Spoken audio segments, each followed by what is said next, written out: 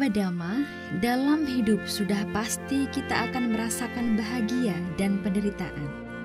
Namun seringkali kita merasa bahwa penderitaanlah yang selalu saja menghampiri. Hingga pada satu titik kita begitu rindu dengan hadirnya sebuah kebahagiaan. Pernahkah Anda bertanya, apa sebenarnya rahasia dari kebahagiaan tersebut? Untuk mengetahui jawabannya, yuk kita simak uraian dari Biku Dhamma Subbo Mahatera berikut ini. Bahwa pertama kita harus berpikir, secara Buddhis, bahagia itu bukan rahasia. Nah, ini yang kadang-kadang Buddhis menjadi tidak menarik karena dibilang bahagia itu rahasia. Kemudian belum apa-apa mengatakan hidup itu penderitaan. Ini siapa tuh yang membuat pernyataan itu? Hidup itu bahagia.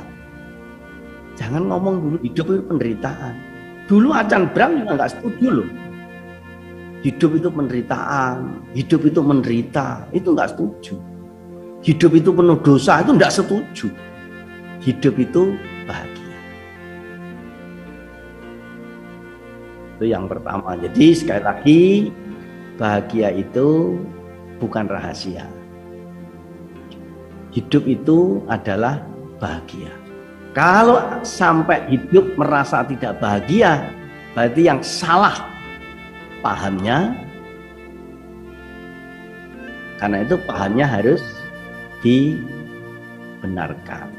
Nah, saudara sekalian, saya juga akan bercerita tentang bahagia. Ketika orang itu tadinya mendapatkan kebahagiaan itu rahasia. Ada orang datang kepada saya.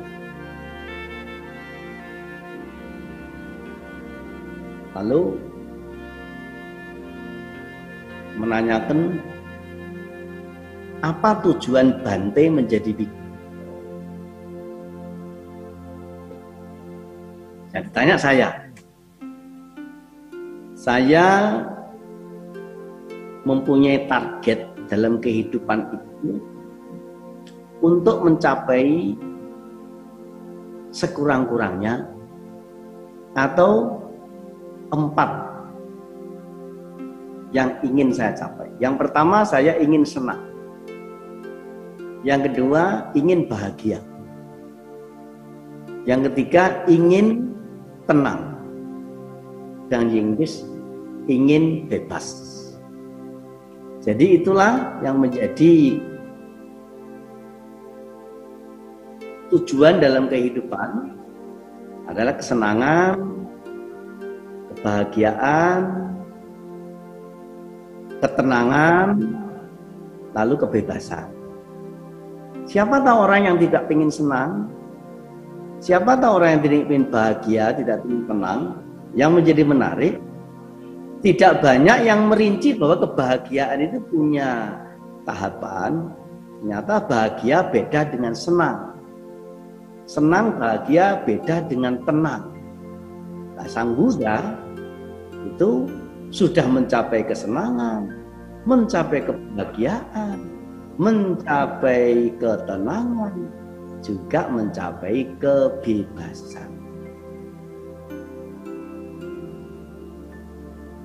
Nah, lalu ada orang tanya kepada Bante, saya dulu juga seperti Bante, punya cita-cita begitu, pengen senang, kalau berdoa juga semoga saya bisa senang. Nah, senang yang dimaksud, bahagia yang dimaksud itu kayak tadi saya juga terima, ada panjang umur, sehat, punya harta, tidak punya hutang, malah bisa mengutangi. Nah itu.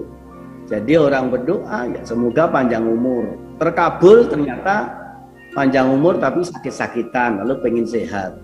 Terkabul panjang umur sehat, tapi nggak punya harta, masih miskin. Berdoa lagi agar panjang umur, sehat, punya harta. Tapi ternyata setelah dihitung-hitung, hutangnya lebih banyak daripada hartanya. Memang punya gedung, punya kelihatannya punya harta, tapi ternyata itu masih posisi pinjaman. Dan berdoa lagi terkabul. Panjang umur, sehat, tidak sakit-sakitan, punya harta, tidak punya hutang.